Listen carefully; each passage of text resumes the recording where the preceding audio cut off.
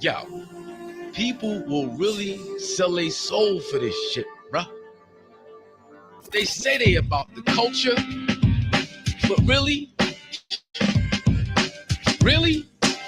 they just want to show they ass. Yo, these niggas bugging. They ain't really saying nothing, just hustling. Walk around looking sus and the song's just disgusting. Ew. These rappers make me sick, please pass the roller cussing. He said it's Spike E, man, get up off your knees. I believe I can fly, but first I gotta pee. He was such a G, king of flipping games, rocking the catalog. Now come sit with this thing, another soul down the drain. He was really just a lame, but the cult of personality is difficult to tame. Just a drug in the vein, the whole world is insane. They all swallowed up, and to me it's just a shame, and it's sad. It's academics and it's glad. We run until our business got the nerve to get mad. It be about the bad, little lawsuit is a drag. Like a politics, they say my nigga is a, come on. Say, we gotta do better, you know what I mean? Tell me about it. Niggas out here talking about peeing on each other and shit. Peeing on each other type shit, you know what I mean? Trying to make that shit sexy out there. Ain't nothing sexy about that. Niggas talking about they booty hole and shit. That's what we at. They booty hole. That's how we gonna raise the baby, yo. Y'all do better, yo. Hang around the cesspool, you're bound to get shit on. So many play themselves just to try to get on. All captivated, caught up in a trance. This life is like a party and the devil wanna dance and you do the hustle. Now you wanna tussle with Russell. You had the records, but you ain't had the muscle to get you for your publishing. Now you caught up in the shuffle. Said you was getting the bag, but all you got was ruffles. Plus the internet's undefeated. Read it. Power's a drug and these people need it. If you deep it, it really ain't no secret. They want you for your soul, you gotta fight to try to keep it. Michael tried to tell us, but we told him beat it. And they took back his catalog like we all didn't see it. I can't believe it, albeit what you sow, you receive it. We gotta do better if the future's gonna see it. I'm telling y'all better get y'all act together. They ain't playing around. I'm saying in a minute, they just gonna cut it.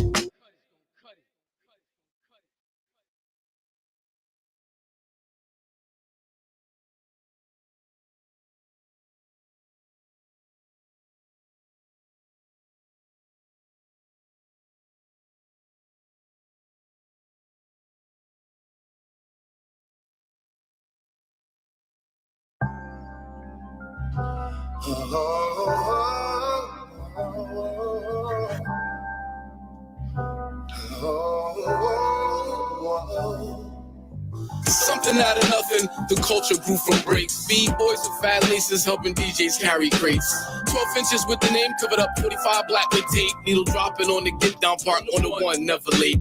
Moonwalk look like skates, time is infinite like the 8. Built to destroy the devil's world, God body at the gate. In God we trust, the dollars we lust, catching crumbs off the cake. Now we bop to a beat on walls of concrete in Northern State. It was 88, we was victims of a scheme. It was all just a dream, but now my homie is a fiend. We live for the culture, but we kill for the cream. Trying to make the street light up, stay on your toes, Billie Jean. How can you justify what you've taken culturally? You love to lie to hide the truth. Do you really think you're me? Really think you're me? Really think you're me? Think you're me? It's like hip to the hibbit, flow liquid like exhibit. Here to create the culture with every breath as I live it. They try to prohibit, but I'm the master to pivot. No gimmicks on point like a digit. I'm like Malcolm, ready to rock it. Get your hand out my pocket. Everybody the gatekeeper, but y'all forgot to lock it. Swear by culture freedom, I got more vice than Tubbs and Crockett. Now my boy Elroy, out to space like space's rockets. Truth be told, we was crushed from the cold. Niggas getting high off the dust from Sugar Hill. Now the truth gets sold with strippers on the pole. Delight, just with rappers for the thrill. Get the rush from off one pill with flashes on the wheels. Singing white lines with my brothers and folding bills. Slinging white dimes when Uncle Joe wrote that bill.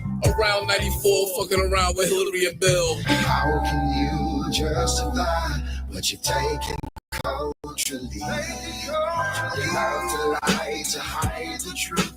Do you really think you're me? Think you're me? Think you're me? Think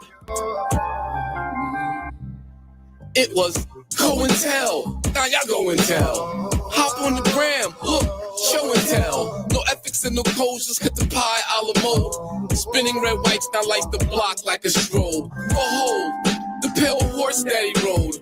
Here to bring death with guns to unload. Conspiracy to conspire, there's a theory on the wire. When Cohen is a priest whose doctrine is the liar. Here to rob the hood, I keep it tucked like the friar. Grew into a man following rappers I admire. No more b-boys in the cypher, no more DJs catching breaks. And everybody in the trap with 45s wrapped in tea. The culture has been raped, pimped out, and straight flooded. Just like the Bronx in the 70s, everything gutted. Crusted, rusted, busted and disgusted. We should've shut it down when Chuck said not to trust it. How can you justify what you've taken culturally? Love to lie, to hide the truth. Do you really think you're me? Think you're me? Think you're me? Think you're, oh yeah. Think that you can do what I think that you can do what I do. You think that you can do what I do. You think that you can do what I do. Tell me, do you think you're me? Tell me, do you think you're me? You know you ain't me.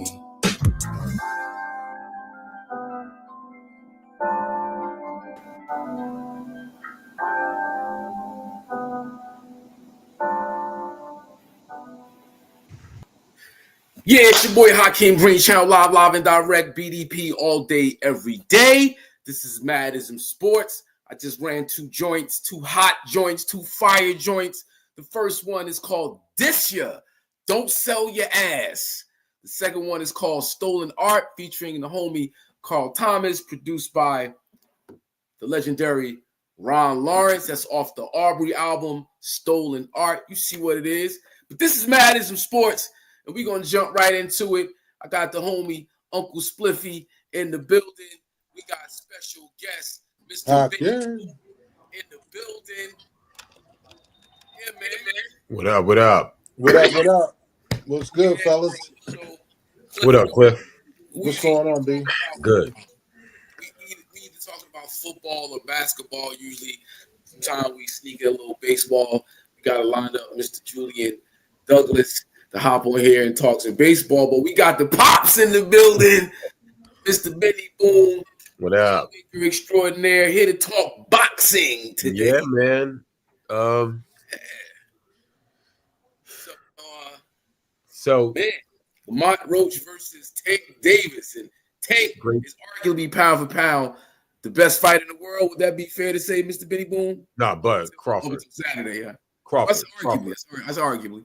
Crawford, yeah. But his hands out Crawford. Crawford, I mean, I love Crawford, but I love both of them. I'm just saying, whoo, man, that was a good fight. I think that the fight suffered from what traditional boxing fans have been disappointed about over the last few years,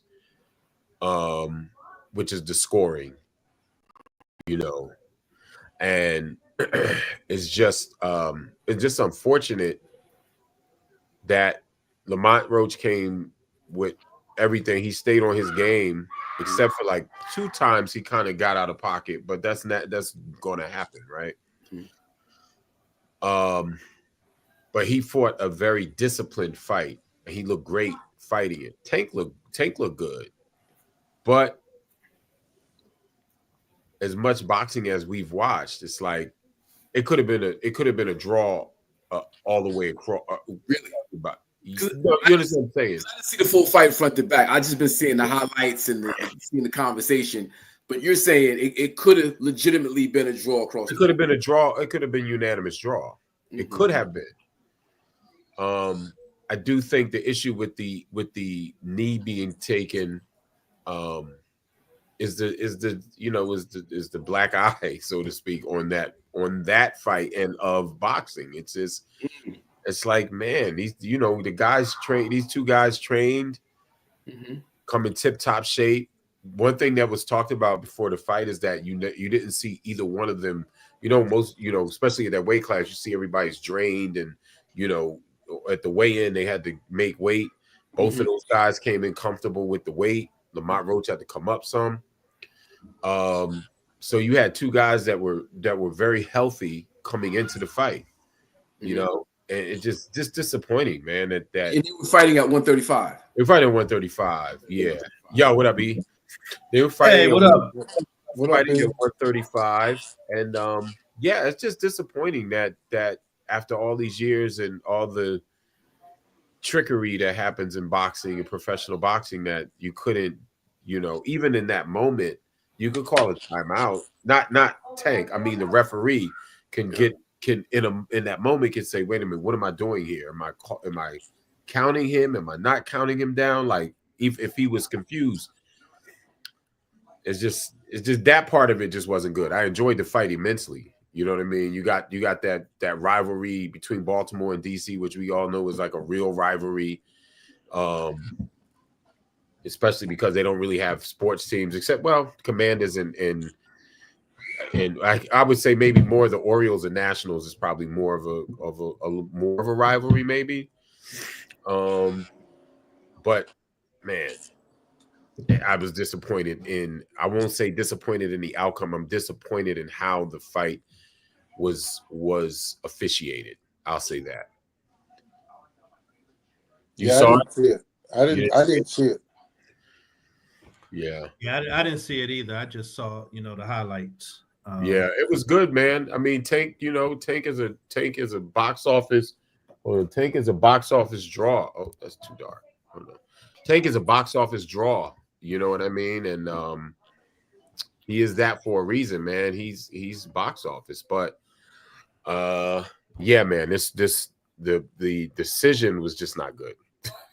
Yeah, it seemed like from everything I've read, that Tank didn't start fighting until later in the fight. That's his normal, though. That's his normal. Yeah, like he kind of takes his time, and in this case, it kind of caught up to him. It did. Guy was fighting right with him the whole time. Yeah. So and he changed trainers, which I was trying to figure out why. That's always a sign that something else is going on. You know what I mean? Like you got Calvin Ford, who was portrayed in The Wire. You know, his character was actually portrayed in The Wire by Chad Coleman. Yep. He's the trainer, and so Barry Hunter, who's an excellent trainer, was the trainer in this fight. And so it was just I was just a little like confused, and so was everyone else. Like, wait a minute, why would you know? But maybe it makes sense because Lamont Roach was, I think, better than advertised. You know, everything that was hearing about the fight leading up to it was that Tank was not really focused, too hyped, too focused, too enthused. Yeah. He didn't really have too much, it just didn't seem like it was a big deal to him. Well, the other thing is that, and this is the thing they're talking about, is that those guys they've known each other literally since they were children. Sometimes that plays a big part, like when it was but they haven't fought professionally, but like Danny Garcia and Crawford, they fought in the amateurs a couple of times, you know what I mean? And so that kind of plays antagonists. But these guys literally growing up in the same area roughly, and then coming up and sparring and stuff like that, some of the words and stuff that I've been reading is just saying that Tank couldn't really look at him as a villain or as a bad guy in terms of getting into the fight like he's done with some of his other opponents. And that makes sense. Yeah. So that makes sense.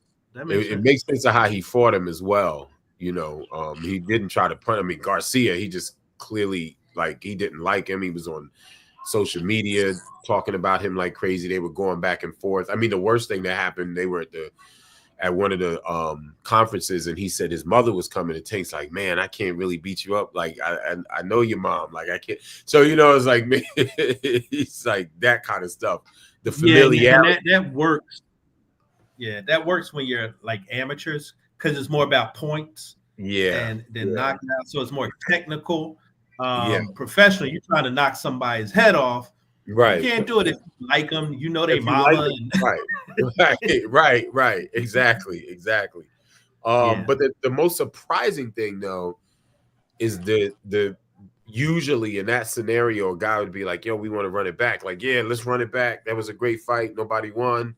It's always it's going to be more money if they run it back. And you know, Tank wasn't like he didn't go. Let's run it back right away. Now, some of that is like sportsman, not sportsmanship, gamesmanship. You know what I mean? To sort of remain on the A side, I think because if he immediately says, "Yeah, I want to run that back," then all of a sudden you kind of put all your cards out on the table and say that this is going to be your next fight, and then any other opponent who would have watched that fight and said, "Oh, I see the kinks in his armor. I want," you know what I mean? Core or Devin Haney or I can't remember the Spanish guy, Pitbull Cruz. Any of those guys are like, oh, he's, in their minds, they're saying, I see a way to beat him. But if he says, I want a rematch right away, then all of a sudden those other fights are off the table, to think about it. So some of that is gamesmanship. So I didn't read so much into him not saying he want a rematch right away. A lot Plus, you may have cats talking if he said rematch immediately, like, it was a setup, or they did it that way so they can get paid. He did that as his boy, whatever. You know how all the narratives, cats are gonna try to paint. Yeah, and also, go ahead. I'm sorry, Eric. What was concerning for me? I think it might have been the day before. Yeah, it had to be that Friday. Tank was on. He did an interview with Stephen A. Smith. Like he was in a car or something with his boy. Yeah. And Tank sounds like, as young as he is in the fight game, he sounds like he's already looking to retire, retirement, and like the next life. Yeah. And I found that a little strange, and I found it concerning. Right. Because he is so young in the fight game and he hasn't had enough big fights. Right. Yes, he's made money, and I'm sure he's good if he takes care of his money for the rest of his life. But there's so much, I think, in the fight game ahead of him. And he's not, he didn't seem to be thinking. It was like, yeah, I know I could fight Shakur. Yeah, I could, fight this person, that person. But it wasn't like, yo, I'm trying to fight everybody. I'm trying to show everybody I'm the best in the world. Yeah. It was. Yeah, but how some cats, young, particularly in this day and age where, health is a concern, that Andrew Luck syndrome, I'm out. Oh, you know what I'm saying? Yeah. Just not sticking around for the meat of your career, just being like, okay. Fair enough. I think it's more like I see this. We see it a lot with rappers get in the game not to be rappers, but to use that as a stepping stone for something else. Yeah, that's very true. But also, you got to keep in mind, like, how old is he? Was he 30? I think he just turned 30. I think he just turned 30. Yeah, that's normally like the meat of your career right there. That's it right there. You going? Yeah, that's when you got your biggest fights, make your most money. Yeah. But also, he's spent. But it's interesting because if you think about a basketball player or a football player that's dedicated their life to the sport, it's a continuous. You have to maintain a certain shape. You got to be on a team. You have to like actively do this in order to get to the professional level. Year round. Yeah, year round. But I think the thing about boxing is that you do this preparation year round, but only, and if you're at Tank's level, but you're only doing it for 2 times a year or 3 times a year. So there has to be some sort of mental thing going on with that, where you are like, you don't want to eat too much, especially when you're in those smaller weight classes. You don't want to eat too much because you don't want to have to train too hard. So you maintain a certain shape all the whole year. But then when a fight come up 8 weeks out, you go in hard, you go fight. Then it's not like basketball or football where it's a very defined amount of time when training camp starts, and you maintain that during the year, and you also have teammates too. So I mean, that's the other. Benny, it wasn't always like that in boxing. Because I remember, like a fighter like Pernell Whitaker would have multiple fights throughout the year. Wasn't it? Yeah. Normal to have like, so this. I don't. How long is it been waiting? You talking about a fighter like Tank or Bud or You might we all remember fight a year. You might wait years sometimes in between fights, right? Well, the thing is that, like, I mean, we all remember when Tuesday night fights, when USA first started with Tuesday night fights on cable, and Mike Tyson. I mean, I think it was every 2 weeks he was on, at least every 3, at least twice a month, or like 3 times in 2 months or something. But he was constantly on, but he was building his name. But even with Tyson, like after he, became so big, it was 2 fights a year. So there's something interesting. There has to be something that messes with the brain. Yeah. When you have to dedicate so much time for one isolated incident like that. You know what I mean? So, and it's all mental, man. It's like, again, and once you in that ring, the coach can yell at you when you sit down or from the thing, but you in there by yourself. It's not like these other sports where you got this other, you know what I'm saying, other thing happening. But yeah, so that's that. I think you're definitely right. It's different. Yeah. It's different now. Yeah, but I would just hope that so the other part is today. It looks like Lamont Roach's team is petitioning to the New York Sports Commission about the knee, and trying to get that counted as a knockdown, which would then give him the fight. Wow, that's interesting. Wow. So what do you think, Benny? I don't think they'll do it. I mean, I think it's they have to. I mean, listen, they'd have to go to a court, to probably the state Supreme Court. And is that what we want our sport? Like I don't want that. It give boxing a lot of attention. It would, but the wrong attention. Negative attention. Yeah, wrong attention. I mean. That's we don't want fights decided by the courts. Like, that's just not. You saw the whole fight? Yeah. I saw No. I didn't see the whole thing. I didn't get a chance to see the fight, front to end. I caught a couple clips of Bag Fuel. Big shout out to SO and Heineken. Lamont Roach was on there. He did a series of they've been breaking up clips, and that's when I found out that he and Tank go way back to like kids. They have this friendship, and you can see the respect level that Lamont Roach has for Tank. And I'm sure it went both ways too. That's why it was really. Now I started the conversation off by saying, Tank arguably, I say Bud Crawford is the best fighter in the world right now. Right. Pound for pound. Pound for pound. Yeah. But the conversation about those two fighters fighting each other, and Crawford was like he would destroy Tank. Like, that's not even that I can't imagine that. Like, but Crawford is a killer. Like, it's not even a he's something else. Bud ain't nobody. Hold on 1 second, brothers. Hold on 1 second. Bud ain't nobody. Hold on. I got another special guest coming in the building right now to talk this boxing language. Our brother Carl Thomas. Oh, CTZ. What's going on, brothers? What up, TZ? How y'all feeling, man? What up, man? Good, bro. Man, when it comes to what happened, I'm gonna just get right to it. When it comes to what happened on Saturday night, I mean, to be perfectly transparent, not on any level of the sport, from Pee-wees to the Golden Gloves to intermediate to the Olympics, from the amateurs to the pros, I've never seen taking a knee not meaning a knockdown. This was a young man that was familiar with Gervonta. They fought before, and Lamont Roach felt like he won those fights.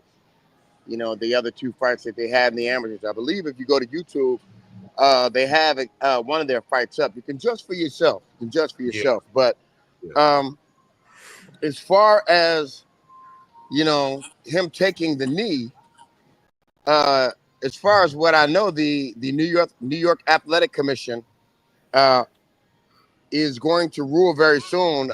I was told that they were supposed to rule tomorrow, but I do know that sometime this week they will rule if in fact they are going to reverse the decision of the issue of to him taking the knee. If they're going to reverse the decision or not. If in fact they do reverse the decision, they're going to have to give the fight to Roach. Although, if you look at ConcuBox numbers, okay, who landed more punches? Power punches was Davis. Here's the whole thing. Who landed more punches per round? Okay, now you only bring up power punches if in fact there is a tie to be made somewhere. If there's a tie, meaning if they had the same level of output and they landed the same amount of punches, you go to the tiebreaker, which means whatever that may be, power punches, jabs, whatever that particular punch may be that's going to break the tie. That's the only time you're going to go to power blows. But how the fight is judged is by contact in general. Okay, that's how the fight is judged. And I have to say that this is public information. You can look this up. By the numbers, Lamont Roach won the fight 7 rounds to 5.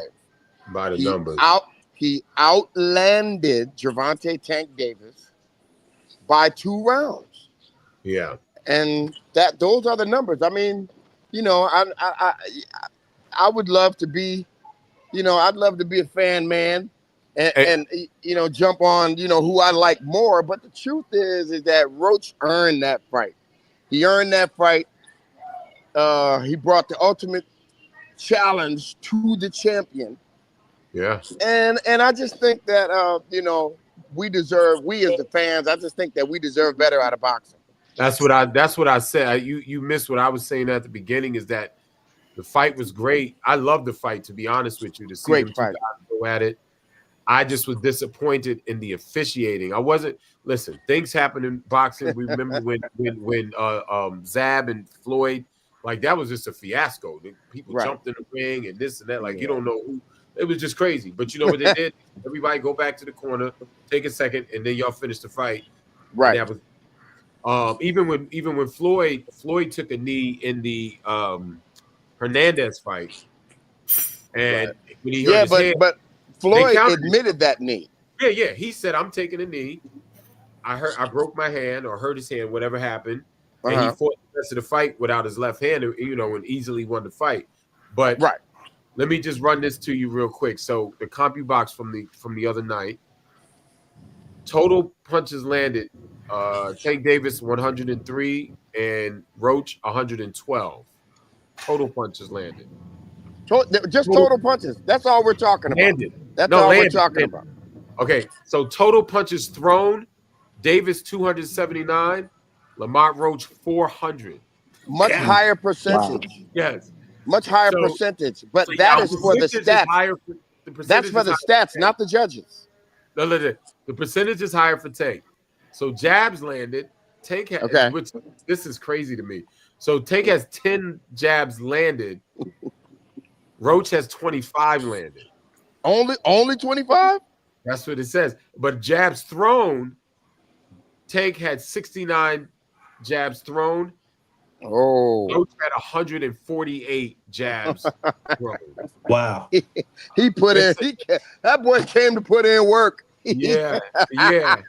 Power punches, which we already know Tank is the power. He had 93 power punches and landed in 87 to 87 thrown, and then Tank had 210 thrown power punches to 252. I mean, the kid came like a machine. Now, came ready. Yeah. Now, here's something that I want us all to pay attention to. The comparison between Gervonta Tank Davis and Canelo Alvarez. Yeah. The comparison. I want you to pay attention to this. Follow me now. Now, you look at the percentage. Look at the percentage of Canelo's knockouts. Where do they happen? You mean in what round? No, I'm talking about space in the ring. Where do they happen? In the middle of the ring? Never. No, on the ropes. When he's on the ropes? Absolutely. Yeah. On the ropes. Yeah. Canelo Alvarez, where is the largest percentage of his knockouts? On the ropes? On the ropes. And what they have in common is what Dimitri Bivol and Lamont Roach had in common is they kept their business. They kept their business in deep waters. Yeah. They kept their business in deep waters. If you remember when Canelo Alvarez stood on the ropes and he motioned for Dimitri Bivol to come over here, and Dimitri Bivol shook his head no, and then motioned for him to come back out to the center of the ring. Right. And you could see Canelo swallow that big lump of spit like, oh man. He was like, oh man, it didn't work. It didn't work. You know what I'm saying? So I mean, styles make fights, and we all know that. Styles make fights, and we just witnessed a situation. You know, I was listening to what Jim Lampley said. Jim Lampley said something very interesting. You know, he was talking about Tank's next prospect fight that he wanted to do, and for some reason, Tank was, you know, Tank's people. I don't really think it was him. I would say his people were trying to really egg up the Shakur Stevenson fight. Now, Jim Lampley said, now, how smart is it to come off of a performance like this and then face the #1 defensive fighter in the division? It doesn't make sense. Yeah. Who stays in the middle of the ring? Stays in the middle of the ring. Yes. It doesn't, you know what I mean? So I don't know what's happening over there in Tank's camp. I don't know what's happening over there in his camp. You know, I really wish, I'm hoping that they figure it out. Tank Davis, you know, is one of my favorite fighters. I mean, regardless to how he chooses to behave on a personal level, you know, I think that what's happening with him in the private is somehow spilling over into the sport. And when you are a boxer of his stature and you don't get along with nobody, I mean, you don't get along with nobody, and you know what I mean? I don't know, man. My mama said everybody ain't lying. Yes. Everybody ain't lying, man. You know, you might be the problem, Gervonta. You might, you know what I mean? Yeah, but he a boxer. He probably know he the problem. Yeah. But think about what that attitude does for the fans. It takes away the gladiator aspect of the sport. The sport is the sport because of one word, and that word is honor. So there's no validity to there's more money in being a villain. I mean, no, there really is. There is money in being the villain. But at the same time, listen, Floyd knew how to walk the tightrope of being a villain. He knew how to walk the tightrope of being a villain. Masterful, but he was just so much more masterful as a. I never seen anybody as hurt as I did as Floyd Mayweather when Chico died. When Chico passed away. When he died. Yeah. When Chico passed away, there was nobody crying more than Floyd. That was his man. That was his man's in there. He put the brake. He beat the brakes off it. And he beat the brakes off his man. Yeah. You know what I'm saying? And it's something to be said about being liked as a villain. Some people, we like to see them as the villain. Yeah. And that helps with their cachet. I think that all the anti-blackness that goes on in boxing, I think that Floyd just found an avenue to benefit off of the anti-blackness. So let me just pinpoint what you just said. The other part about the fight, it was really good to see two young black fighters in their primes just go at it and remind us of when we used to watch Hagler and Leonard and like, you know what I'm saying? Those days. Yes, sir. So that was, to me, that's why I said I wasn't mad at the fight at all. Nah, you got your $79 worth, bro. You got your money's worth. Man, you got your money's worth. And to be honest with you, hey, TZ, I don't know if you heard me when you hadn't come on yet. I was like, to be honest with you, if it was a draw all the way across, I wouldn't have been mad at that either. I wouldn't have been mad at that would have made more sense than the lopsided draw. That would have made more sense than giving the one and also the one round. I mean, the one extra round. Yeah, that makes me think that makes me think that Tank has those guys over for lunch. Well, somebody said that they showed you how much power he has. To that point, we discussed earlier how this is right now with the New York Boxing Commission, right? Yeah. We're going to get a decision. Well, it's the New York Athletic Commission. This is the big guy. They're over everything. But it could go to the court.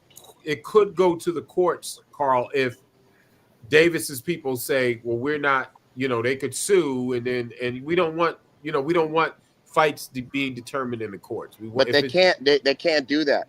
They can't. Why not? They can do it. They can do it.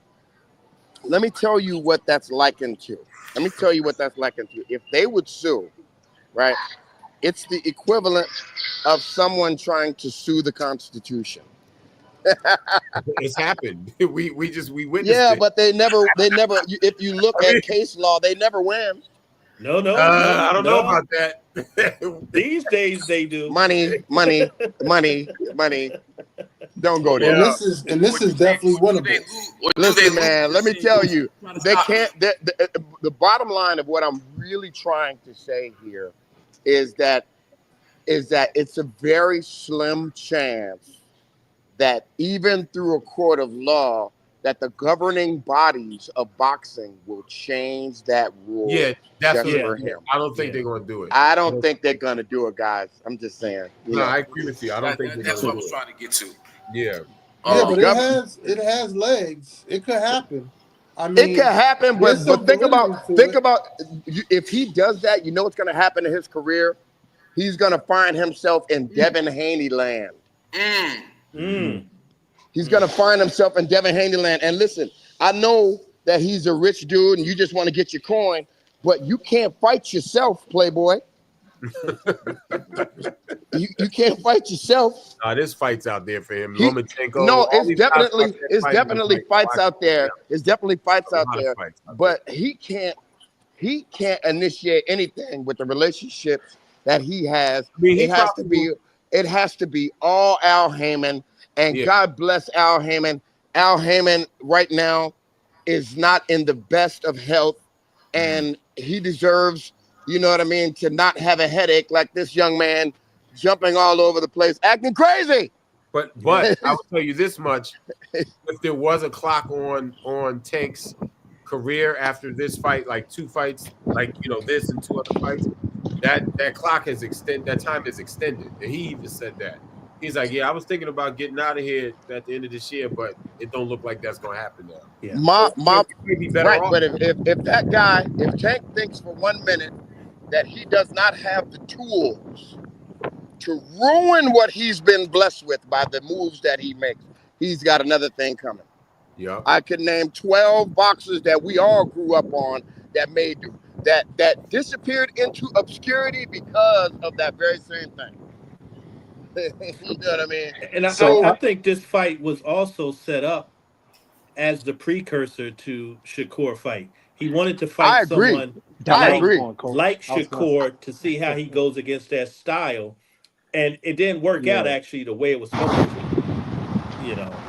So big shout out to KG over on Instagram.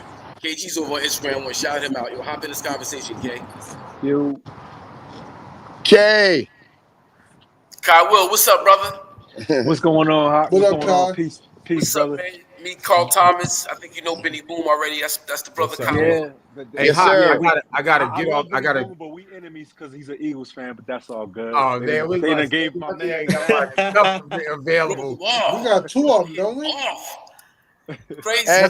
Hey, you gentlemen, I got to take off out of here. I'm in the parking lot right here. Yeah. But I wanted to say thank you. I wanted to say thank you, IZM Sports. Hockey Everybody, I just want to say thank you for letting me add my little 2 cents. I mean, usually, and also let me just leave y'all with this.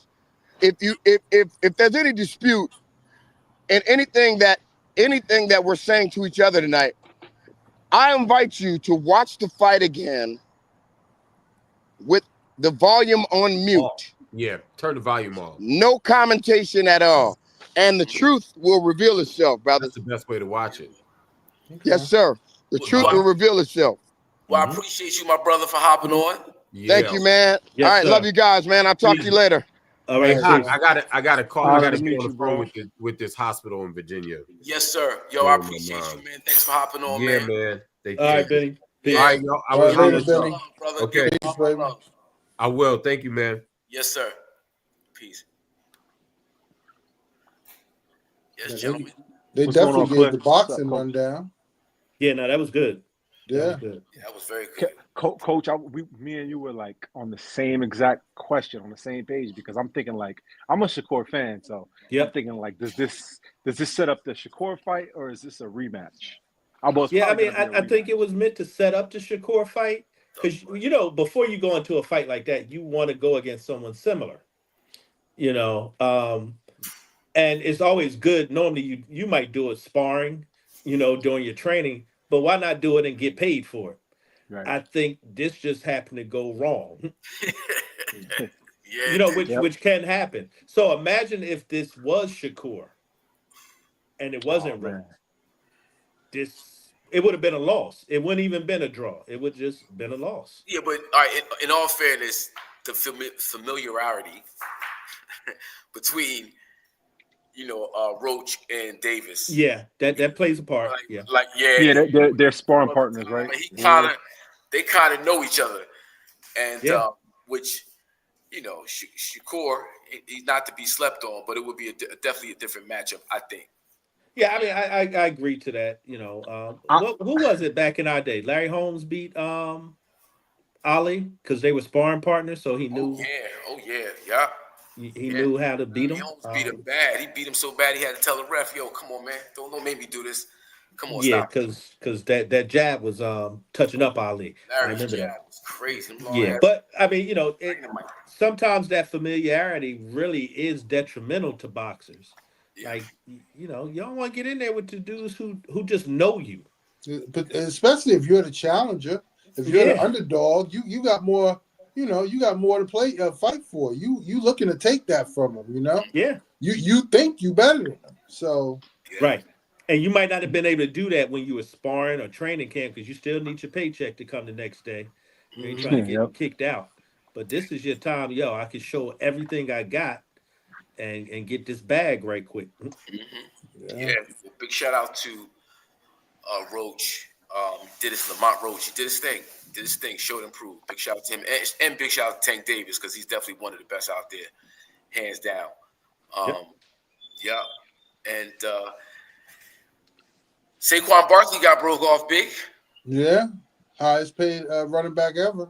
In history. Yeah. I mean, I hate to throw that at you, Kai. No, I mean, I'm happy for him. That's big news. Yeah, you can't be front of that. You know what? It's two things. Two things can be true. I'm happy for Saquon Barkley individually because I think he deserves it. But I'm also happy because the Eagles, I don't know how this is going to play. And I don't know if this is just going to be a great move by Howie Roseman or a good move by Howie Roseman, or this is going to put them in cap hell in 2 or 3 more years. And they're going to be wishing that they didn't make this decision and give Saquon all that money because we know this is hard NFL cap. And that benefits us if they can progress and get better in 3 years. And hopefully by 3 years, we'll be a better team. So it could be a win-win for us. Well, with a back like Saquon, now they're like, let's run it back. We stack. Let's keep this together as much as possible. I think. Yeah, and you got Saquon top quality for at least the next 3 years, and we got to also remember that the salary cap went up. It went up. I want to say 18 or 20% or something like that. It did go up with the big TV money. Yep, but so I mean, look. and I'm not saying this because I wish this on him, because I don't. But Saquon is also injury prone, man. And he's not playing with the same chip on his shoulder next year. I think we can agree with he's not going to be playing with that same chip. Yeah, but he's still gonna have that same line. Still has same line, yeah. And that line's a monster. So Don't remind me. He probably even with as many carries as he had this year, he probably had a considerable amount of less wear and tear on his body behind that Eagle line in any year in the Giants' backfield. That's true. Yeah, that's I wouldn't argue with that. That's real. So other NFL news: Deebo Samuels to the Commanders. Yeah, great move for Deebo. Glad he's out of San Francisco. Yeah, be gone, man. Be great. Be great in DC. That's crazy. That was your man. He was, but his outfits, man, it was too much. Too much, man. Now you want to talk about his outfits? Deebo. No, coach was saying that during the season. I remember. He became a distraction, man. He was a distraction. Slapping jokers around, punching bats in the face mask, yo. Reckless boy. Yeah, no, crazy. he you just definitely became a distraction. So, wow, okay. Well, y'all needed picks. Better. You got a 5th rounder for him. Now that part, and Cliff, maybe you can help me with this, because I never know how to equate NFL draft picks to player star quality. I just thought 5th round pick for a guy who really puts up great numbers was not enough. Yeah, I mean, it all depends on the team that you're dealing with and what you got to offer, and the timing of it all. I would think, he would probably be worth a 3rd or a 4th. Yeah, I thought he would at least be a 3rd. I thought 5th was like, I don't know, maybe they got more faith in their scouts than I know about. I don't know if you're going to find someone who makes that kind of impact on your team in the 5th round. Yeah. And is it this year's pick? Is it this April? Or is it a future pick, 5th round pick? I'm not sure. Oh, I'm not even sure. Yeah, I don't know. But I know the Niners are. I think it's this year, because I heard someone talking about how the Niners are light on draft picks. Yeah, definitely need draft picks. So I'm trying to pull it up. Let me see. The San Francisco 49ers dumped Deebo Samuel in his contract for a 5th round pick over the weekend. But the veteran receiver soon to be with the Washington Commanders insists he harbors no ill will towards his now former club. With the Commanders trade for Deebo. The Washington Commanders made a major move to bolster their offense after agreeing with Deebo saying, 5th round pick. So if they ain't say the year, it's probably this year. Yeah, it must be this year. Yeah. And didn't they also say that Deebo is going to redo his contract in Washington or something?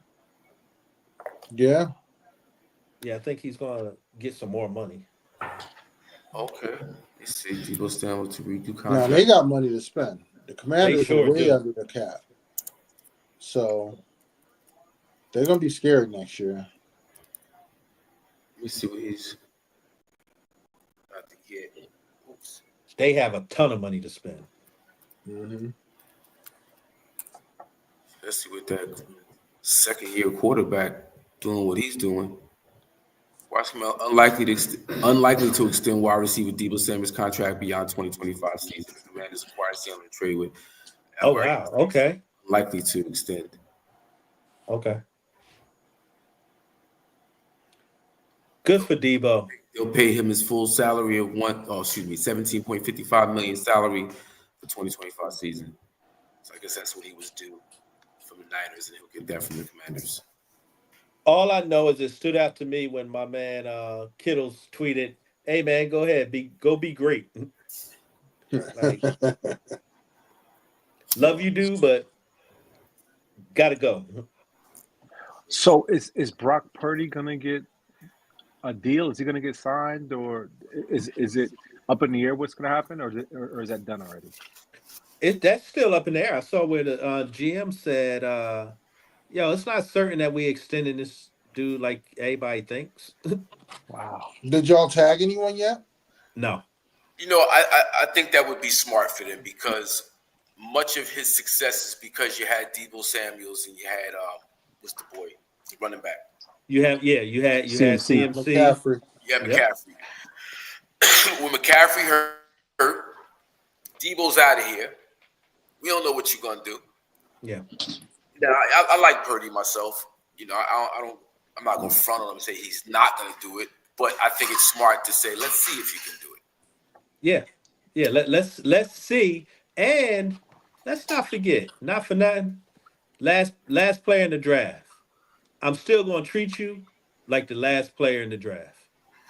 But with all that being said, I'm right back. If the price goes up, I mean, if it's at the end of the year or if it's next year, if you don't get him now, if you ultimately end up signing him, he's going to be a lot more expensive. Now, if he's not playing well, then obviously you're not going to re-sign him, and it's not, he's not going to be worth it. But if he continues to play well, the benefit of signing him now is the you get him at a discount. Very true. It's I think it's gonna be interesting. I think my Niners need an overhaul, just a locker room overhaul. I still believe there's something there that's not working right. Well, their health was a big issue this year, and with Stafford signing, it looks like the Rams. It looks like they, it's going to be their division. Yeah. And, looks like and up to y'all to see what y'all can do because they may be stacked. Yes, sir. Oh man, Cowboys ain't doing shit. You don't need to talk about them.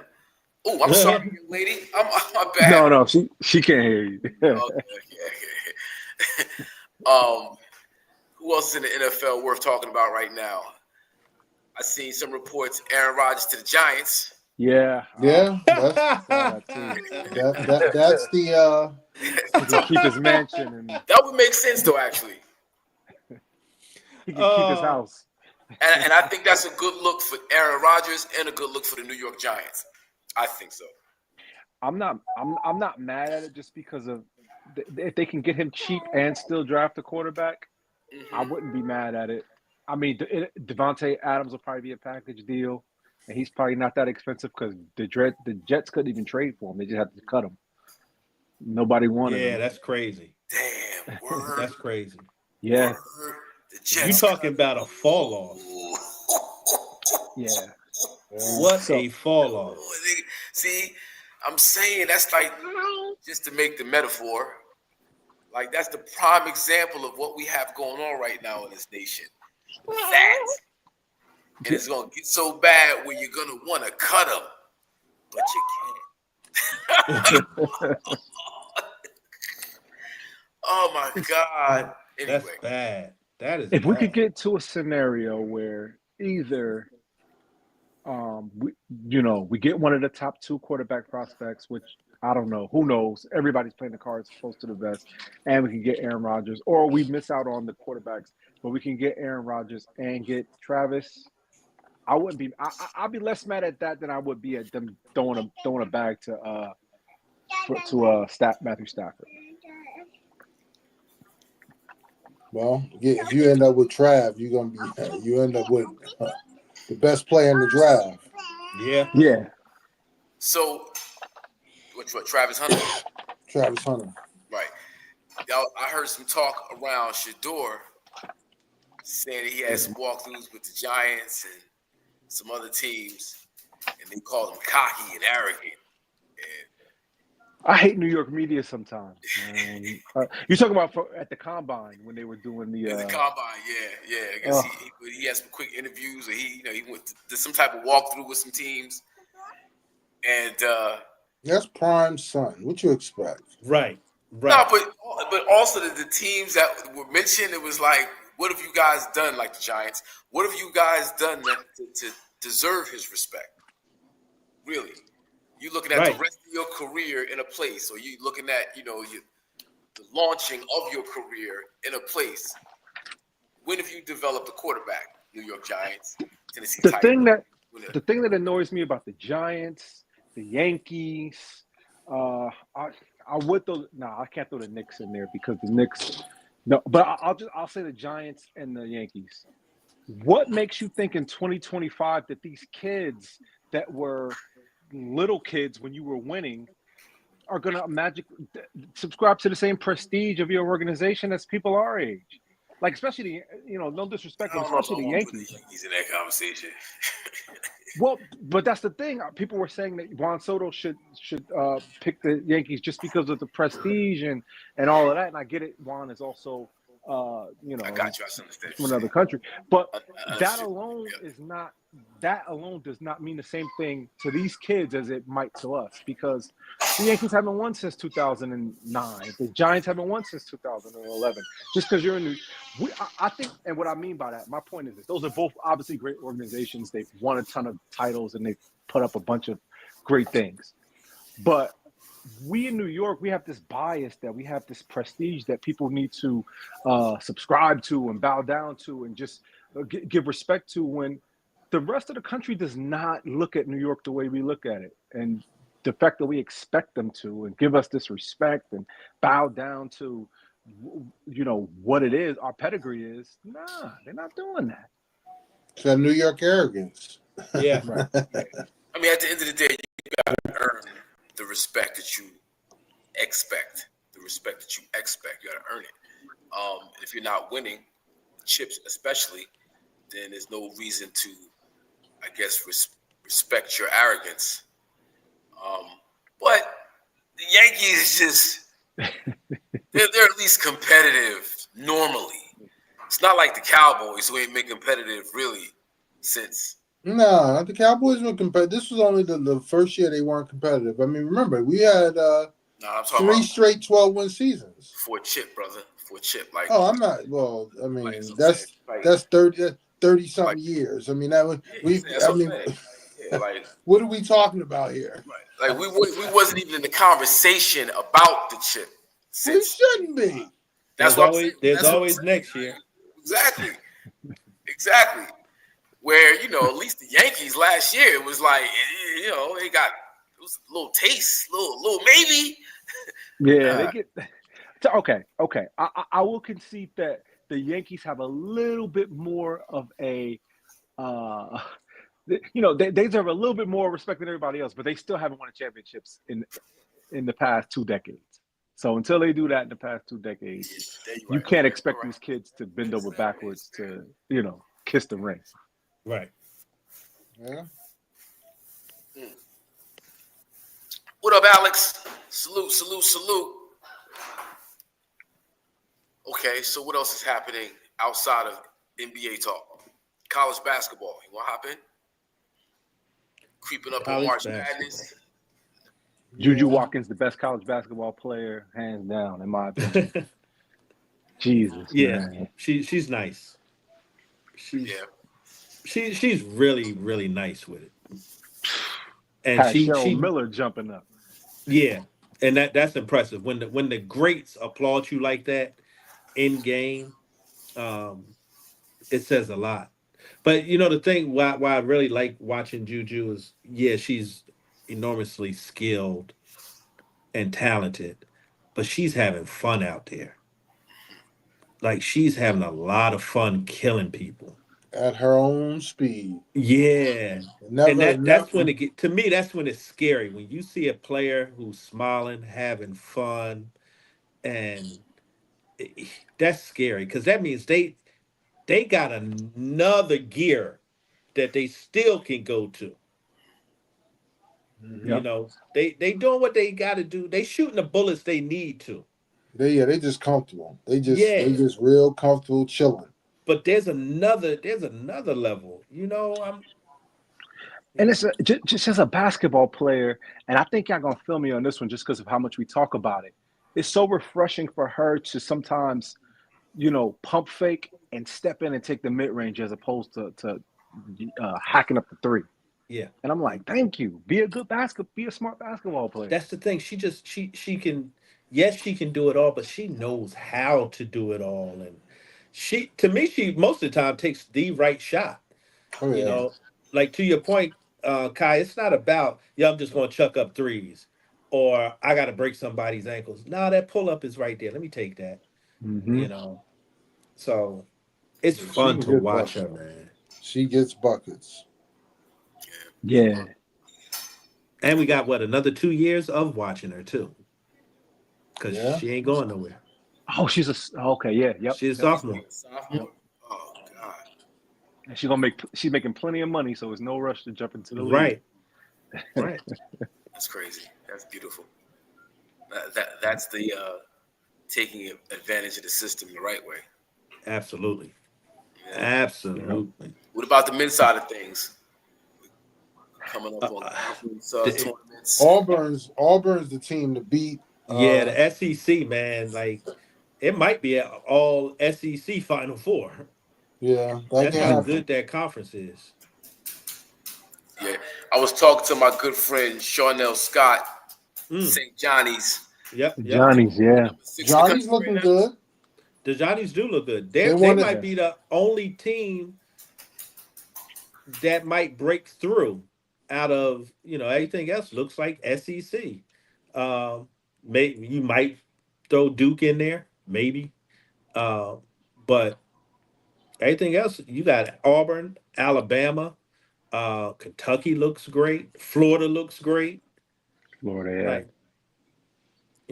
and they probably will all be in different regions for the tournament. Mississippi State. Yeah, they looking good. Oh, you still Vanderbilt, got Georgia, Texas. SEC is loaded, man. Yeah, it's a gauntlet. They may get 10 teams in. Seriously, right? Yeah. They're loaded, man. So in the upcoming weeks, we're gonna have Charnel on the show.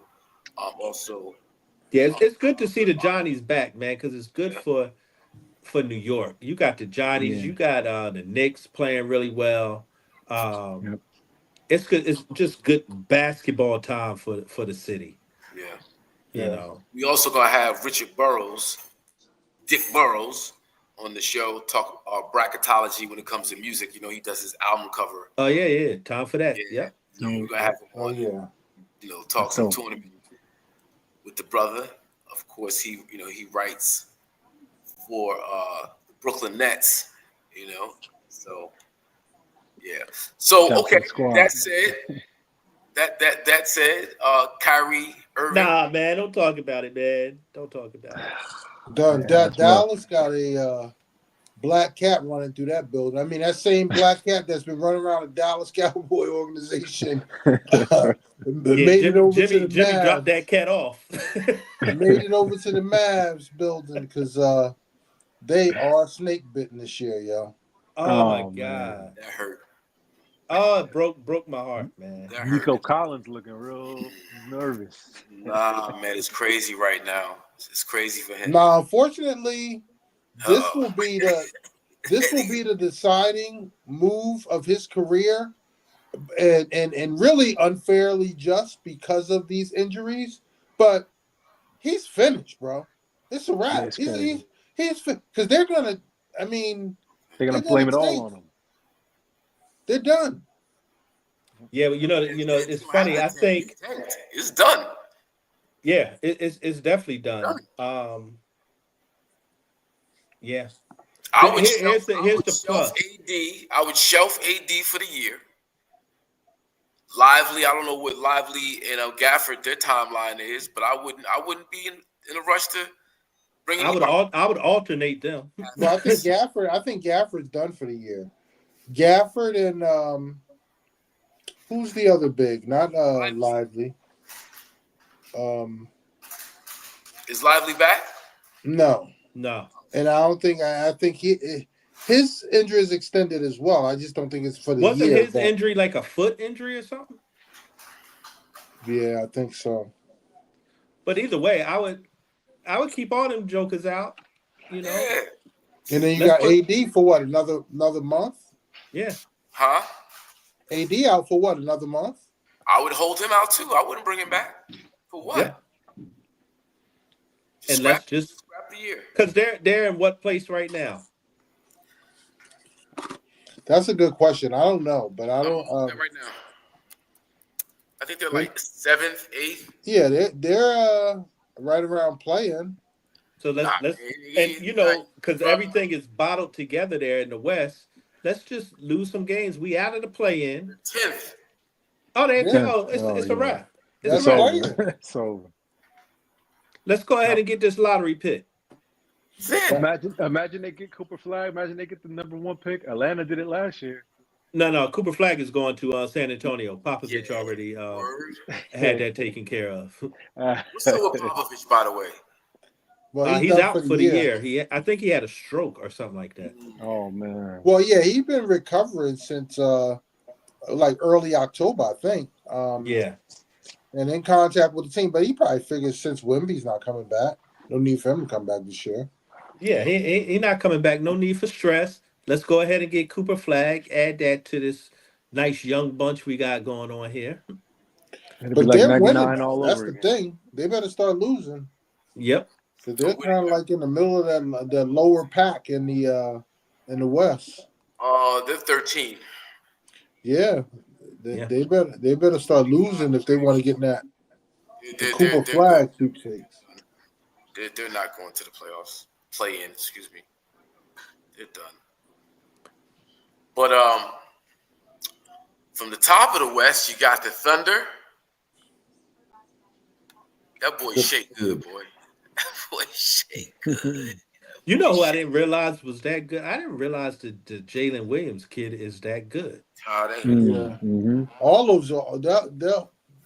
those young boys are good because we forget this is like their third run back of this team, and they're all still super young. Yeah. You know what I'm saying? And that's all they've been hearing. They're ready. They are ready, and I'm starting to dislike the NBA as entertainment because I've never seen a worse setup to garner ratings than what they're doing right now. Like this whole Lakers Dallas thing is just it was so set up for ratings, and even what you could have happening in the East with Cleveland and Boston. Like, what's going on with that? Well, you know, they've had really contentious games during the regular season so far. And it looks like it's a huge battle going to happen to whoever wins comes out of the East. Well, that's a good thing, no? No, it's a great thing, but it's like the NBA, at some point, they went in the back room. All right, look, we got to get these ratings. They talking bad about it. Niggas talking bad. Or they're not talking we got to get these ratings right. Or not talking and they did enough, right? everything right to get these ratings the way they were supposed to be. There you go. Yeah. They did everything right. So that's the NBA, right? But then with the Dallas conversation, with the whole gambling possibility, them wanting to get out of Texas and go to Vegas, and they're gonna tank and Well, I think that was part of. I think that's part of the conversation. No, I think that is part of the conversations. The NBA is going to say, "Hey, we can't be a part of that. Y'all tripping." The NBA is saying we can't really, push that narrative of have y'all tank so y'all can move to Vegas. We gonna always say y'all got to stay in Dallas. It's a little bit more complicated than that. It's simplified. Like, so there's no gambling in Texas. Right. That's a Texas law thing, not an NBA thing, franchise, but they can't. I guess legally, whatever contract they got, they have to stay in. You got to stay in Dallas. Yep. You got to stay in Dallas. Okay. So they're trying to tank the team so bad. That's going to take a couple years. It's not going to be like this year. See, I don't even think it's going to be that. I think it's going to be, well, yes, they are tanking the team just because injuries have tanked the team. Yeah, but how do you factor, is AD hurt or not hurt? Is Kyrie hurt or not hurt? Is Gafford hurt or not hurt? Like, yeah, but we know just that trade on the face of it. That trade on the face of it. Think about it, right? Kyrie, AD together, Klay Thompson, and you got those two bigs. That's really the team AD wants to be on. Really. Yeah, that's a championship quality team. That's a championship quality team. Gafford goes out, Lively goes out, Gafford goes out, AD goes out, Kyrie goes out. How do you plan that? You can't plan that. That's not. I don't think that part is planned. What I that's think bad luck. But that's a part of the tanking because those pieces together. You think they're gonna agree to tank? No, they're gonna play. They're gonna try to get a chip, and they can because that's the right chemistry. I think, right? Am I bucking? No, I think it is right. I think what's happening. I think it's what's happening really is there's going to be a trade that we've never seen the likes of, and what I mean by that is there's going to be an ownership trade. What do you mean? I'm gonna trade you Dallas because I want to be in Vegas. I'm gonna take the Vegas franchise. You can take the Dallas franchise. I think that is what's going to happen. To Brown. Another 2 years. That's. I thought he would be done after this year, but the way it looked, he just signed another 2-year contract with LA, right? There's talks about a 2-year deal. Well, he has a player option after this year. It's gonna. I'm sure all gonna depend on how they finish and what they're looking like. I mean, yeah. Believe me, there's a lot of optimism in LA right now. Right. So, yeah. You know what I mean? Like that works if he's out after this year and he's gonna. No. It's still, remember, he has a player option for this year. It's a 1-year option. So Dallas can be whatever they're gonna be this year. And because remember, we're not trading the team, we're just trading ownership. That's it. So let me ask you this. So I understand the team comes to Vegas, another team remains in Dallas, and you swap ownership. But what would walk me through that? How does that work? So I don't know how it works because I don't know how them deals work. Okay. But he's just postulating it. Yes. I could see something being in the works where they bring him in, because we know LeBron's going to be an owner. We know that. Yeah, he's going to do the Tom Brady thing for sure. Yes, we know that, and everybody thinks it's Vegas, because that's the next expansion team coming up. Yeah, the NBA wants that Vegas bad, but it doesn't have to be that way. If you had a Adelman's saying, no, we're the ones that really want the Vegas franchise. We're already approved as owners. So there's no issue with them owning a franchise in Vegas. The issue is with them moving Dallas to Vegas. Right, but so LeBron would own the Dallas team? Or he would... Yes. Now, what better situation? You got AD, who's your mans? Let's not forget that. When everybody say, nah, they not mans because he ain't know about the trade, all that, blah, blah, blah. That's still your mans. Kyrie, they done patched everything up. That's still his mans. His man. I mean, that sounds like a beautiful thing. I wouldn't be mad at that. And it makes sense because LeBron likes being around people who he cool with. This Luka, LeBron chemistry going on right now.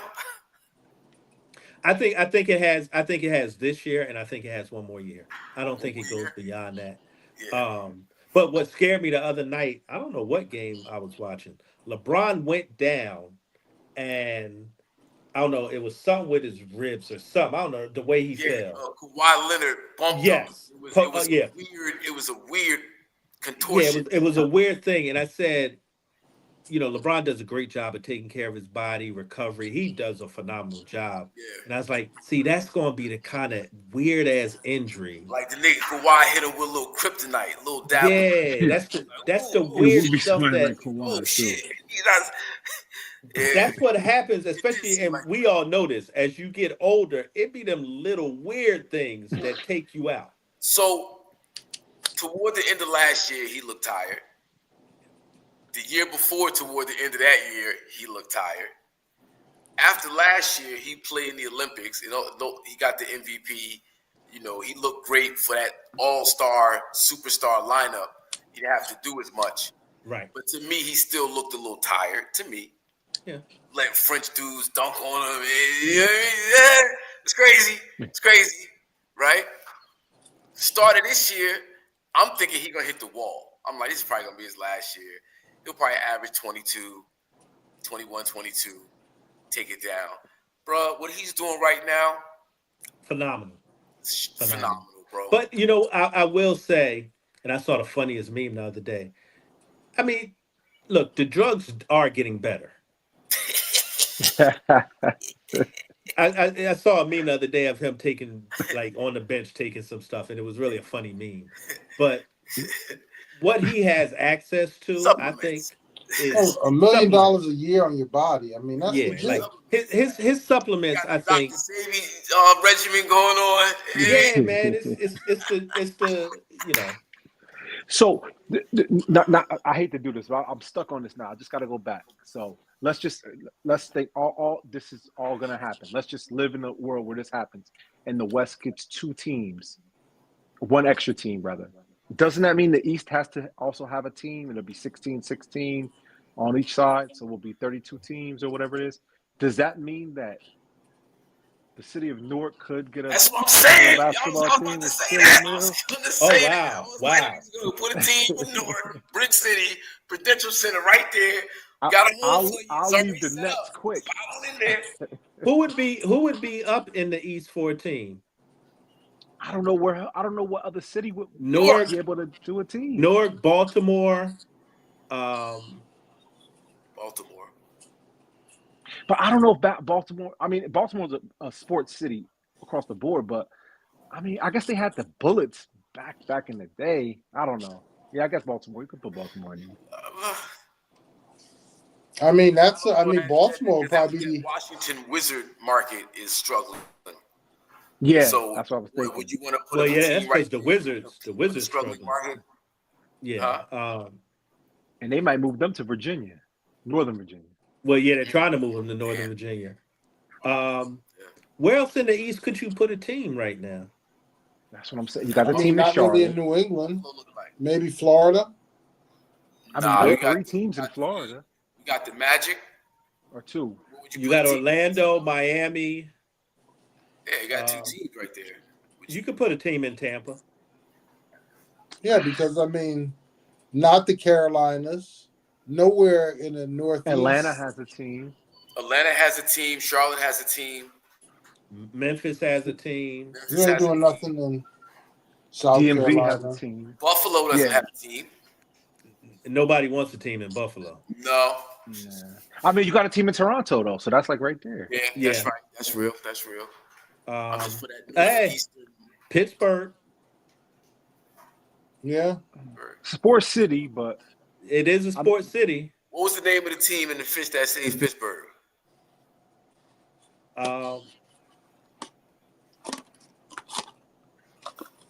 I want to say fish, but I know that's not it. Oh, what was the name of them? I'm gonna look it up. Fish that save Pittsburgh. The Pikes. Pikes. Pittsburgh is a sports town.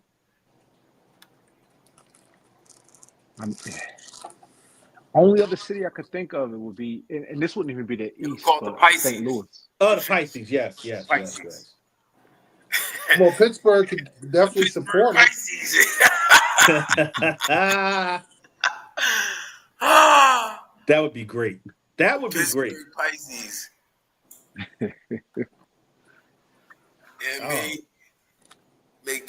That's something to think about, Kai. What would be the East market?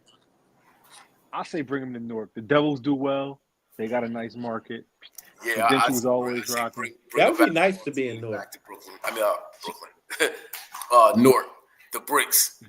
Yep. The Nets Shaq wants, from what I hear. Huh? From what I hear, Shaq wants to bring a team. Like, he's been on the record saying that he wouldn't mind helping. That would make sense. Join a group or start a group. That would make a lot of sense. A lot of sense. Shaquille O'Neal owning a team in Newark, New Jersey. Makes a lot of sense. That would be awesome. That'd be phenomenal. Yeah. Hey, I'm putting it out there. Hey, get Dupree on the phone, Hot. Get Dupree on the phone. So, I want to shift the conversation because the Lakers are looking very good. Oh, yeah. And I think a lot of it has to do with JJ Redick. I mean, definitely. JJ Redick, I think, has done a phenomenal job in articulating how to play. I don't think he's done anything crazy with X's and O's and any of that. I think how he's articulating and communicating with these guys and getting them to buy in to how they're supposed to be playing, has been a great job. So when they played Denver, they did some things that they had never done with Joker in terms of playing him with multiple folks and just daring Westbrook and Brown to shoot threes. And they did a good job of limiting Joker's shot attempts. Yeah. What he did was mimicked by the Boston Celtics. And Mazzulla credited JJ Redick and how they dealt with Joker. Wow. Said he mimicked their defense. So I want to say it is X's and O's in terms of what the Lakers are doing this year versus what they were doing last year and the year before. Well, what I mean by X's and O's, I think, yes, that is X's and O's, but I think that's also just having an understanding of. We know this from JJ Redick as a player and from his podcast. He's a student of the game. Yeah, definitely. And a lot of this goes back to something Tom Brady said about when they played against in the Super Bowl. He watched so much film, he knew what the defense was going to do just by their body language. JJ Redick, I think, is that same kind of dude. He gonna watch film and say, "Hey, this works. I'm gonna implement that." And I think players, especially at the NBA level, can buy into that much more than if you come in and try and bring a full-blown new system to them and make them play a way that they haven't played before. But if you just do say, "Hey, I saw this the other day," it almost becomes like he's talking on his podcast. "Hey, LeBron, I saw this in film, and this works right here. We're going to implement this." Those guys are going to buy into that. I'm laughing because I'm thinking of a clip on with Darvin Ham on the sideline, and AD's fucking fed up. He's pissed. I think I saw that. He said, "Yo, we're gonna be hard on these dudes. Salute." Yep. It's a lot to be said about how you communicate to these guys at that level. And it was going to be hard for, I think, JJ Redick to get them guys to buy into him as being a player who did it. That route wasn't going to work. But if he came in as I'm a student of the game. Yeah. I watch the game, I study the game, I see some things that guys, this might work. They gonna buy into that. Yeah. Well, he got them buying into the defense and playing their best basketball all year. I mean, since AD's been traded. And I think what he got them to buy into they have to be committed to the defense. Yeah. It has to be a collective effort because they've been playing better. And they've actually have the best record in basketball since the AD trade. Yeah. And remember, Ham's specialty was supposed to be defense. They were actually playing very high level basketball prior to AD getting traded as well, because he was hurt. Yeah, they were. But you're talking about you're right, but you're talking about like a 3 to 5 game sample. But now that spills over into the last 20 games. Yeah. So they've been balling. I mean, look, anytime you can hide, and we know that Luka is a horrible defender. Yeah. Anytime your defense doesn't drop with Luka on the floor, you had tremendous buy-in. It actually got better, which is great. Yeah. It got better. And to Luka's credit, what game was that where he had like 4 steals? I mean, he was playing defense. He was getting in the way. I mean, he's not, because they got him doing what he's able to do. He's able to get in. Put out. He's able to get in the passing lanes. That's what he's good at doing. He's not a good one-on-one defender. He's not, he's not going to be able to switch and keep anybody in front, but he can get in passing lanes and play angles. Yeah. And I think that's all JJ has him doing, and it works. Now, he's still getting beat on some terrible cuts. Like, shit is bad, but, that's who he is. That's who he is. And you just said, man, you just said a lot. It makes me want to really look at some more Laker games too, because he's just playing to his strengths. And I mean, that's coaching. I mean, you just take what you have and make the best out of that instead of trying to create something that's not there. Wow. And you can tell that they're having a whole lot of fun. Yes. Like they are committed. They're into it. Vando's playing. He's off the chart. Dorian Finney-Smith is doing a great job. Like, all the role players are playing their role to the T. Even as much as Austin Reeves and Hachimura have missed the last couple games. Yeah. Dalton Connect has stepped up, even after the whole Fugazi trade situation with Charlotte. He got his head on right. He stepped up the other day for 19 points. And then now they're talking about putting him back on the bench, though, and elevating the new kid. With the mask. Yeah. A good one. Oh, my God. Yeah. Good one's supposed to get more minutes. Ooh, yeah, he is. Yeah, I'm so when you can reach into your bench and know that you're not going to drop off, and they can at least, I mean, come on, when Austin Reeves comes back and Rui Hachimura comes back, and then they said Alex Len is going to come back. Max, he's already there. Kleber, they expect him back. That's just another body to foul niggas with. But we'll take it. Yeah, I mean, and what I love about all this, and it really is coaching. Like, it's coaching. It's the beauty of what a coach is supposed to be. It's the personnel. Yeah, they have the personnel. They got a perfect blend of personnel. Mm-hmm. Cats that know each other, veterans, a couple superstars. I mean, JJ's putting it together. It's learning your team and putting them in position to be successful. A good coach puts you in a position to be successful, but he also, he or she, puts you in a position so your weaknesses don't hurt you, don't cause you to fail. Yeah. They a good coach hides your weaknesses, and JJ is doing that. They don't harp on them. They don't, say, hey, this guy can't do such and such. You know what? He can't. And it's not going to change. So it's up to me to hide. Exactly. Keep him out of those situations, those positions. And that's what he does. I love it.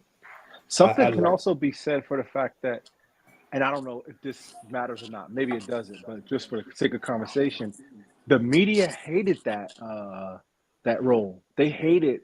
I remember a lot of people hating the fact that JJ Redick got that gig, and the fact that LeBron just plucked him out of his den or his family room and put him in the position. And even up until recently, I remember a lot of people, especially in New York media, not really thinking that he was deserving of this role. And I'm just wondering. I say what I have to say. I'm wondering if JJ Redick has always been a very pro athlete commentator on ESPN, and I wonder if some of the players, especially some of the younger guys that are impressionable by the media, are taking that as fuel. Like, yo, we have to represent for JJ because he always represented for us. I don't know if that matters or not, but well, I like that, Kai. And look, I didn't think he was deserving of the job at all. Thank you for being this, Coach. I appreciate that. Yeah, I still don't. I still don't think he's deserving of the job. What are you talking about?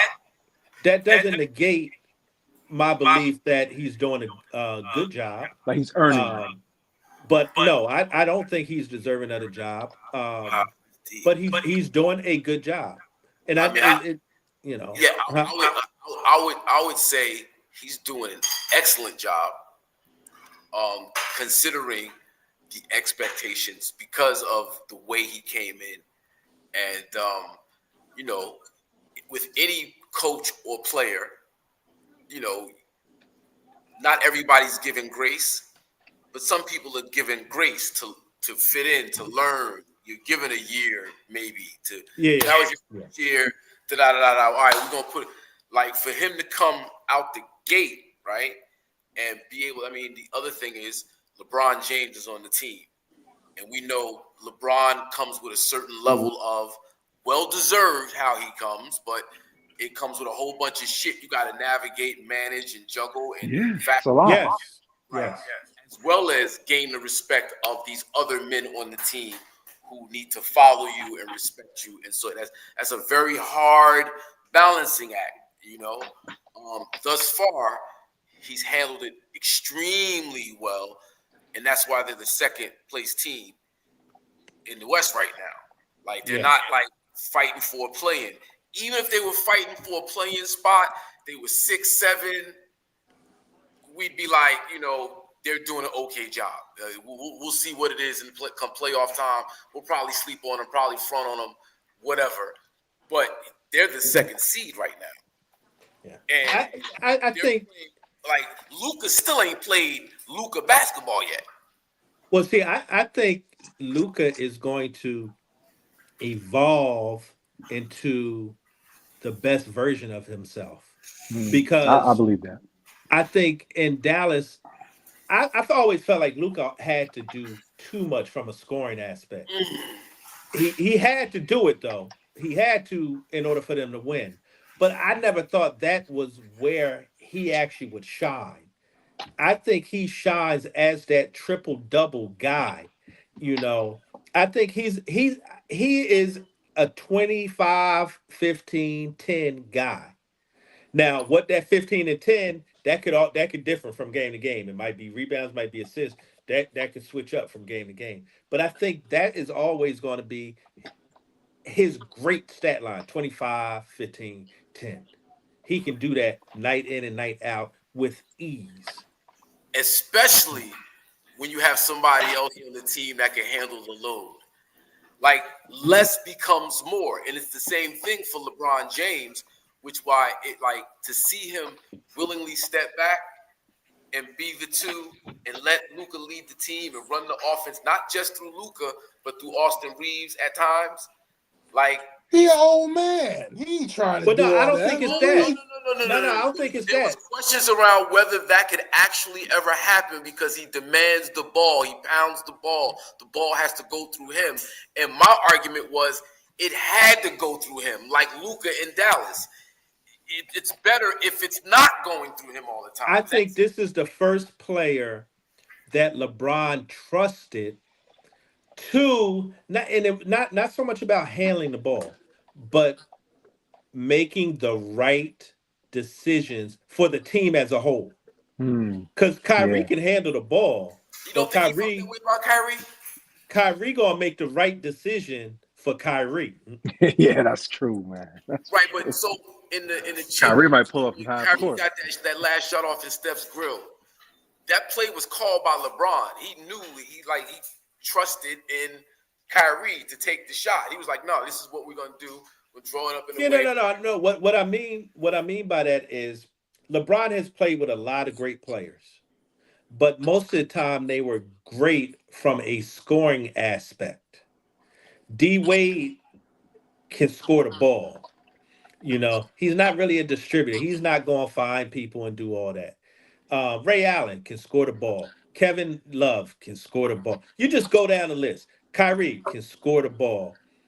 Can they pass and make decisions for other people? Yes, but that's not what they do. This is the first guy that's going to make the decision that helps everybody. It's the right decision for everybody else. So LeBron, his mindset is, and it's just like a scorer. A scorer's mindset is, why am I going to give you the ball if I can make the shot? LeBron's mindset is, why am I going to let somebody else handle the ball if I can make that right decision? I trust me to make it. I don't necessarily trust you to make it. I might trust you to make the shot, but not necessarily the pass or the play. I agree, man. So that's where the mindset is different. And he trusts this guy to make the play. And you can trust him to make the shot too. And LeBron has got his shooting a whole hell of a lot better. So it works in reverse where Luka could go collapse the defense and LeBron is in the corner. Yes. And that's what you want. As an old man, you want to just take standstill shots.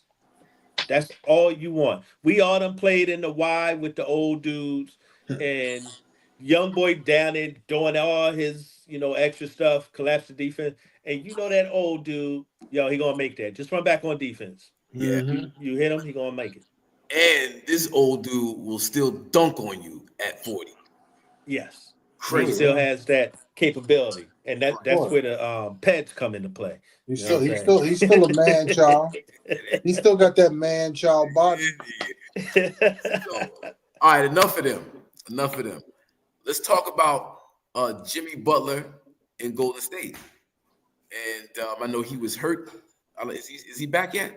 Nah, he didn't play. Was it last night or Sunday night? One of them. They haven't been losing, and they got the Knicks right now. I don't know what the score is, but that's a win. That's an automatic win. Yeah.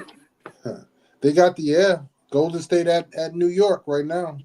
Yeah, no cat, no big cat either. Oh wow.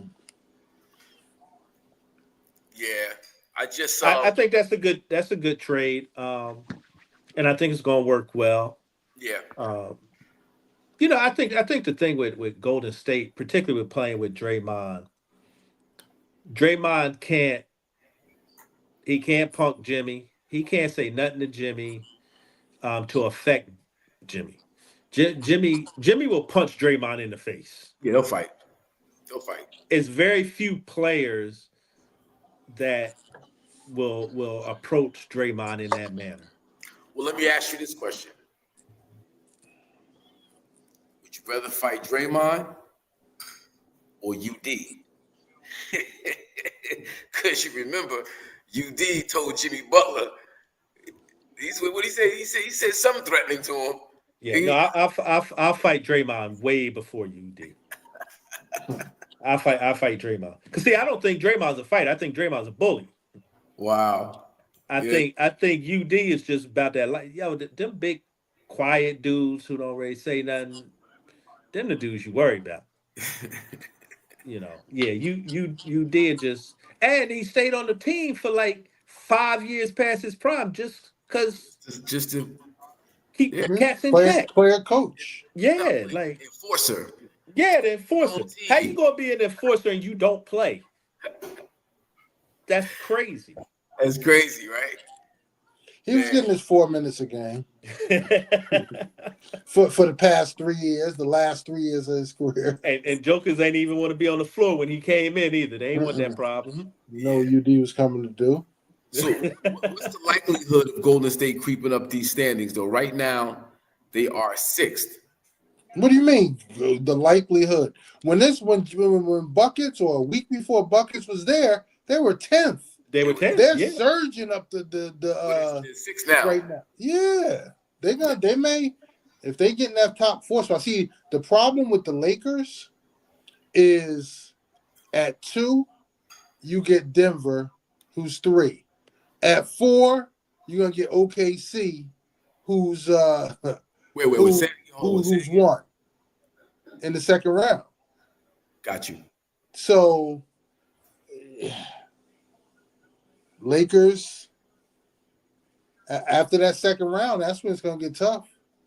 I'm telling you, the Western Conference playoffs are going to be amazing. They're going to be good.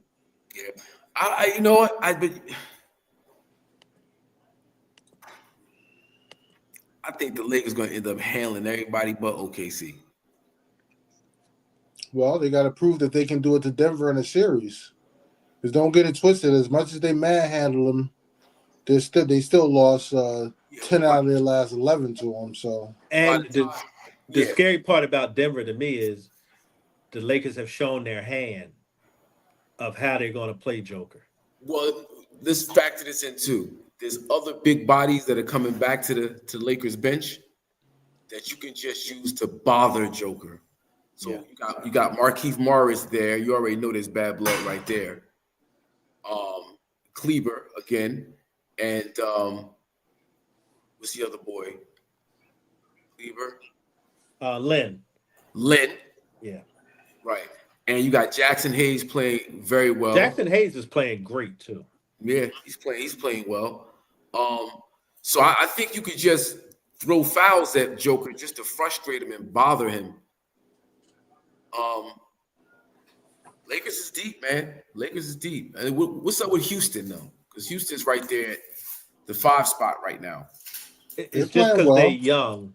They're young. They play well at home. I mean, it's gonna be, will they be able to steal a win on the road? Because they ball at home. They're gonna surprise somebody though. Yeah. Yeah. The Grizzlies just lost a couple games. They're looking better now too. Right, but they were number 2 up until like maybe a week and a half ago. Yeah. And they just recently slipped off. The issue is with your man, he get hurt, then he back. He gets these little injuries. Yeah. But when he's playing, he's okay. He is okay. Yeah, okay. You got the Rockets, Warriors, Clippers at 7, Kings, Timberwolves, Mavericks, Suns, Trailblazers, Spurs, Pelicans, Jazz, and then on the eastern side of things, we got the Cavs at the number 1 spot, Celtics, Knicks, Bucks, Pacers, Pistons. I'm really happy for the Pistons. Yeah. Great story, man. Yeah. Cade Cunningham doing his thing. Yeah. Because the Pistons were trash. Yeah. Yeah. And who's over there? Who's coaching that team? The Pistons team? That's Chauncey? Is it Monty? Yeah. No, Chauncey's in Portland, right? He's in Portland. That's Monty Williams. Thank you, Cliff. Monty? Yeah, Monty. Monty left Phoenix, went to the Pistons, and turned that team around. That is a great story. But I'm also on the lookout for the Bucks, guys. Oh, they've been playing well. Mm-hmm. Yeah, I mean, you can never count them out. And it's going to be Giannis and Dame. So, I mean, they're going to always have a shot. Yeah. And, hey, look, we never know what the Nas is going to do, man. He could be the X factor. So, no, I think it's going to come down to Cleveland and Boston, and that's going to be heated. I think that's going to be a heated series. I agree with you. I don't know if I want to give the edge to Cleveland. I'm afraid to give it to him right now. I agree with you there. I definitely agree with you there. But it's going to be a great series, man. Great series. Yeah. So let me just throw this out there. Who wins 7 games? OKC, Cleveland. OKC, me.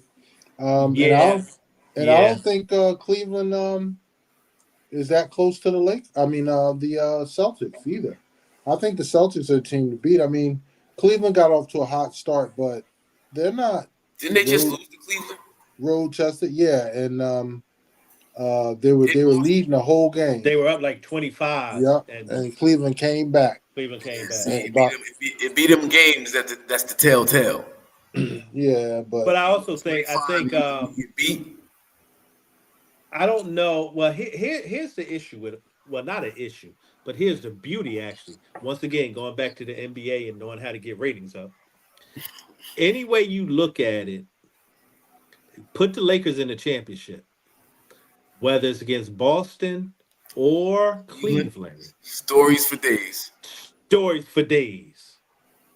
That OKC, I think the OKC Cleveland matchup is a bigger story than OKC Boston. Just because of Mitchell. Yeah. Mitchell and SGA, I think, is a better story than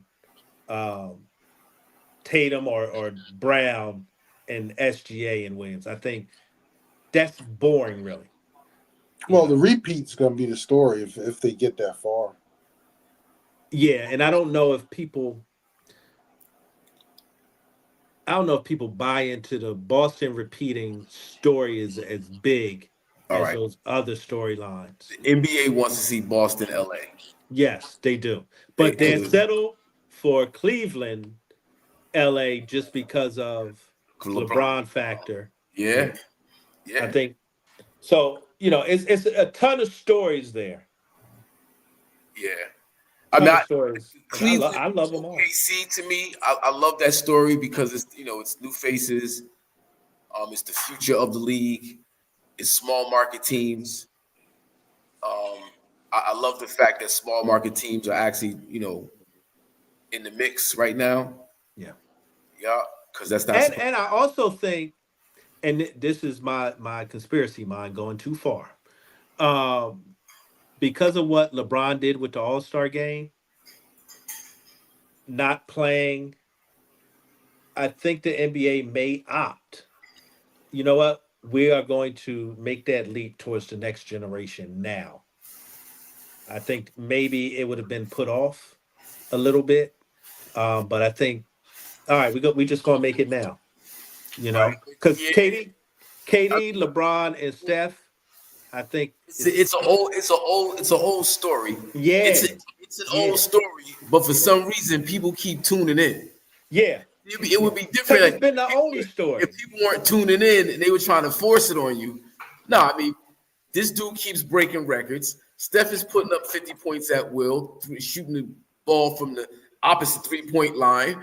You know what I mean? Like it's just KD, even though he's always disgruntled and the conversation is negative, it's not really about his play. They're still playing great around him. Yeah. Is he going to go to New York? Is he going to go to Dallas? Is he going to stay in? So the attention is just there. Like, how do you these others?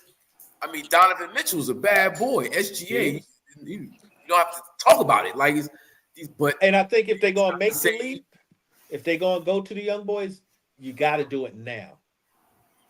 You got to do it now. Yeah, usher him in. Yeah, you got to do it now. So what do you think? What do you think about the Ant-Man conversation? LeBron's second demotion, and then what's the boy's name? Channing Frye. He chimed in. Yeah. And then LeBron's second demotion. Yeah, I think I like that Ant-Man said, I don't want to be the face of the league. I applaud that. That's great. It doesn't mean a thing because you don't necessarily choose that. Your play, for one. Also, your branding, your marketability. And whether he wants to be the face, and we know why he don't want to be the face of the league, because he don't want to control himself in other areas of his life. It's not me. Yeah. Too much responsibility. Yeah, it's a lot of responsibility. He just want to kick it. Lots of responsibilities, huh? You look at his branding.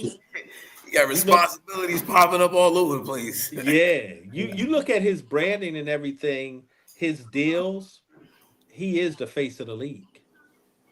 Because who do we see in commercials right now from the NBA? Yeah, I see Ant-Man. I see Jason Tatum. Yeah, That's those two. That's who you really see. Here and there, you might see a Luca commercial. They starting to do some more stuff with Luca. LA, man, it's about to be a Luca explosion. Yeah, because he's in LA. Yeah, we seeing more. They're gonna sell Luca's ass, nigga. We don't see Ja no more because Ja shot his. He actually shot his shot away. You know, we don't see him. Cliff is trying to bounce. Yeah. He said he got to go. Yeah, I got to run, fellas. All right, peace, Cliff. We can wrap it up. You know, we be 2 hours damn near. Oh damn, yeah. Yeah. But you know, like I was saying, I like Ant saying that, but I don't think he at the end of the day has control over it. You know, he can screw it up. It's gonna be who they push. Yes. Yeah, you're right. He can screw it up, but he can't take it back. Yep. Yeah. And that's the thing. All right, brothers. All right, yo. Yes, sir.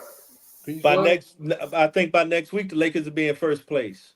No, that's not happening. They ain't catching OKC. I think it's impossible, right? They ain't catching them. He just said, let's lose every game from now until. All right, brothers. All right, yo. Peace. All right, peace, brother.